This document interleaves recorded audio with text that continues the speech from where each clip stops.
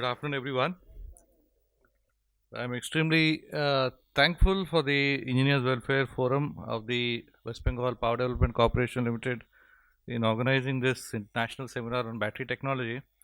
And I'm, I'm in fact very grateful that uh, the Engineers Welfare Forum does these seminars and discussion for on regular basis. Unfortunately, it's a part of our life that we get fixated with our job and we think very linearly and get stuck in a rut. And Engineers Welfare Forum here at least has taken the initiative uh, of at least trying to open up the uh, engineers who are working in what is happening in our sector, what are the new changes, new technology, how can we benefit from them, what is available.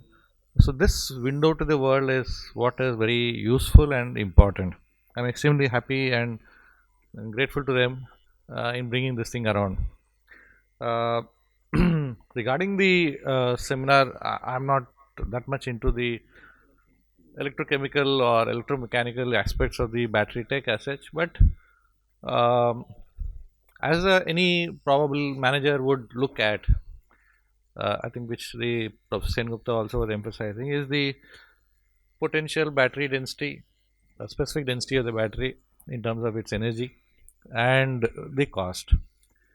I think we have a triangle where the specific energy is at one corner, cost is one corner, and the overall life of the battery in terms of, because every battery degrades, and I suppose so that is also an issue which probably everyone is noticing, that our mobiles don't last beyond 2 years. So everyone again has to go buy a new model of mobile after every 2 years because the battery doesn't work after that.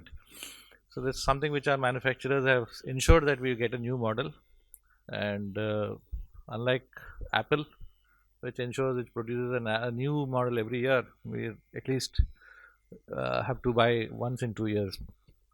The This triangle definitely makes a, uh, I think, an understanding as to how we can optimize actually. So you pull one corner, definitely it's going to affect your cost. It's going to affect your degradation quality also.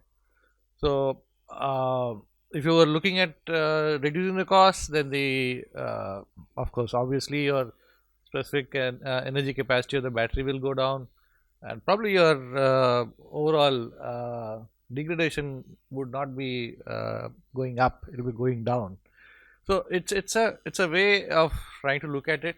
I suppose by now you must have all understood that uh, battery as an energy source is here to stay. In fact, in our own state itself, it is a part of our endeavor now to bring in battery technology. We recently got a grant to do uh, of 25 crores from the special capital capex grant of the central government to build a battery based storage system for solar energy, which would charge our buses in, say, Karunamai depot. So this is something which is happening. The EV buses are there, and more EV buses are expected for the WBTC. So now we are trying to build a system where we, during the day, we use solar energy to charge a battery, and during the night we discharge the battery into the buses.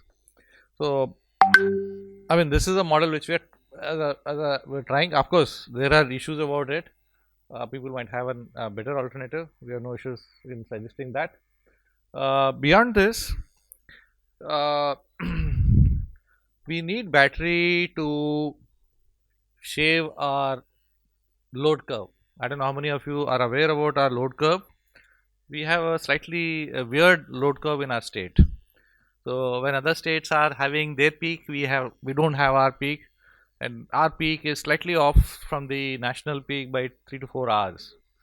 So if, I mean, we have tried our best to alter the consumer habits, but then we still not been able to get any benefit out of it. So the only way out is to put in a storage system which will definitely be able to shave the peak, as they say.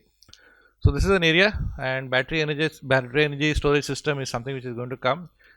We are in fact negotiating with World Bank on this particular aspect. Probably we'll get to know shortly about where we're going to go on that. So this is another area where definitely battery energy storage systems will make a great change.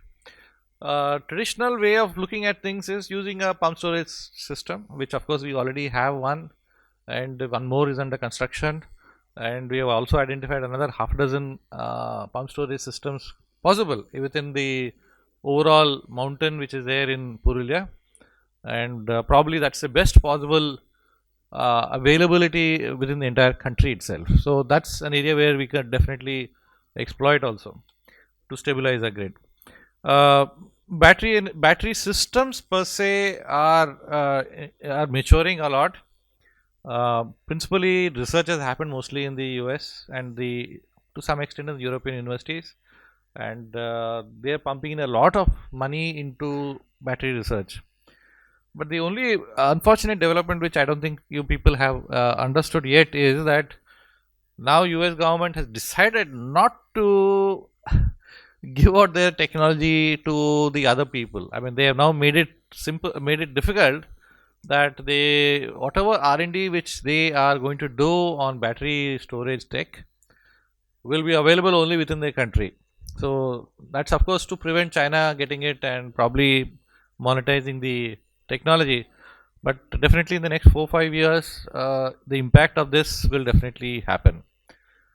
Uh, I think end of the day, I think our own research institutions will have to do some sort of a major discovery and use our own local resources which we have to bring in a new system.